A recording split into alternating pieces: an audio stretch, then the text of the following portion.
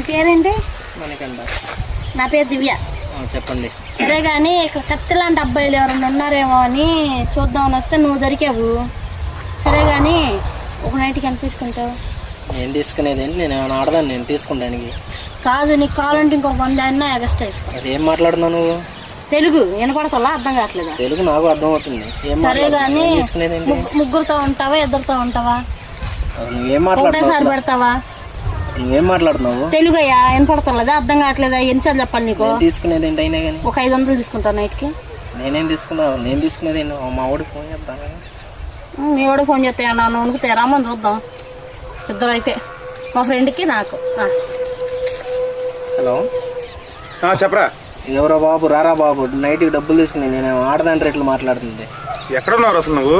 ఇక్కడే మనం ముందాగం రోజు అక్కడ ఉన్న స్పాట్ లో. అమ్మాయిని బుక్ చేసుకొని ఎందుకు రమేష్ గారు గోడ దగ్గర అక్కడే. ఏం చేయను ఇప్పుడు? తొందరగా ముందర ఇక్కడికి. ఈ అమ్మాయి డబుల్ మీనింగ్ డైలాగులు మాట్లాడుతుంది. ఫోన్ పెట్టవా ఆ టైంలో? ఏంది మా వాడు వస్తున్నాడు, మాట్లాడదాం. ఏంది మాట్లాడేది? ఏంట్రా? ఈ అమ్మాయి ఎవరు బాబు వచ్చి రేట్ అడుగుతుంది.